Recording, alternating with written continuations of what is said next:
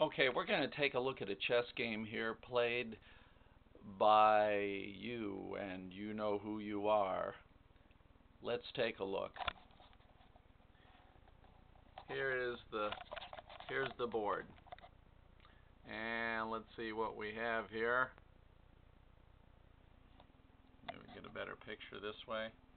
Okay. Can we see this? Okay, white just made the first move, e4. So far, that's good. e5. Well, that's a good move. You'll see that often. Knight f3. Good. Knight c6. That's a normal move. d4. And white plays the Scotch gambit. Dangerous gambit. Black plays this. Now, he had another move, which could be this, in which case we know that this is a good line.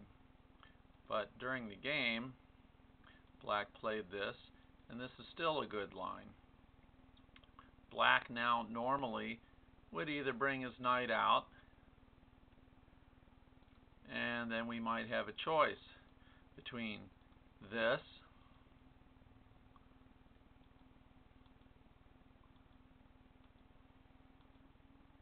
and probably even better here for black. Yeah, well, that's a move I would recommend for black. Well, let's see. What did black actually do? He went there. Not a terrible move. Does give support to the bishop and let this bishop out, but can't really recommend this. So, knight g5, putting double pressure here on f7. So, what's going to happen now?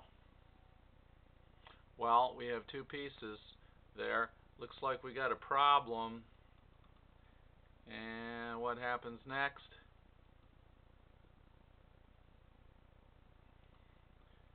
The bishop guards f7. But notice we have two things attacking here on e6.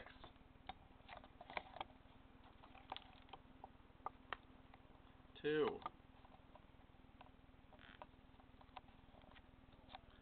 So, all questions, what's going to happen now? Takes. Now, what should white do now? That's the question. Looks pretty darned obvious, doesn't it? What should white do now?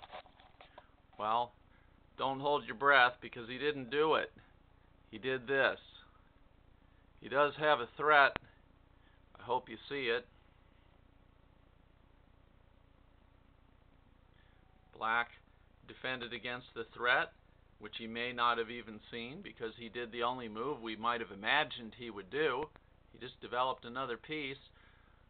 He could have guarded the pawn, and white still could have taken it. He could have taken this pawn. Now, with the bishop in this horrible location, black does the very obvious move that knocks the bishop away.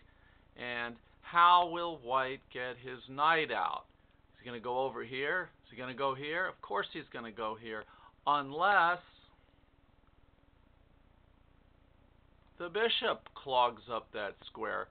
And already black, let's take a look here. Black is completely winning here.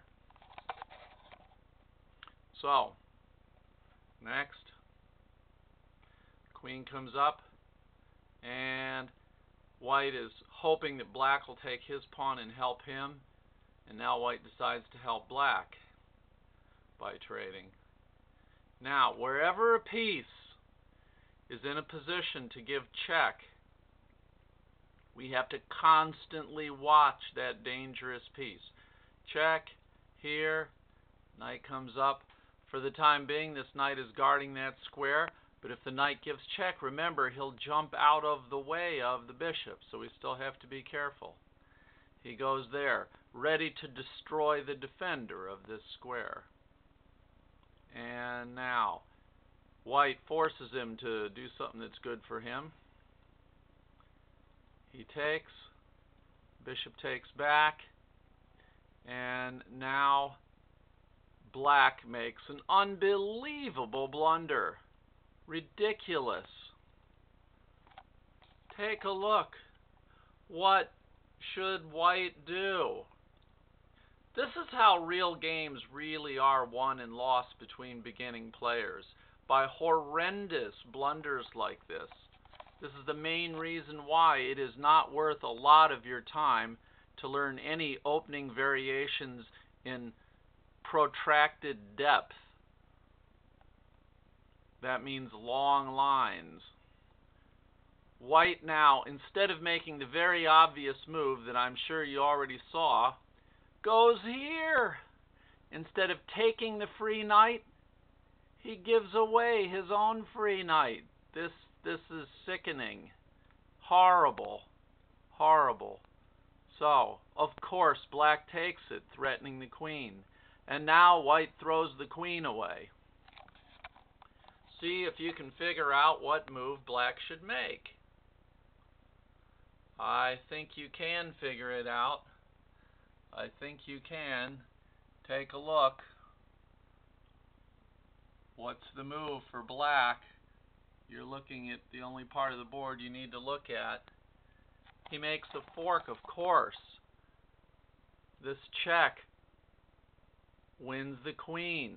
Always look out for checks, even before they're possible. But he goes here, trying to win the queen. He could have just done it.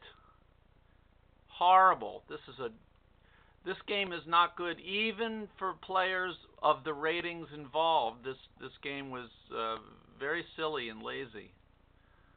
Okay. White makes another move. This time he gets his queen out of temporary danger. And then moves here. Okay, well, what do you think that black can do now?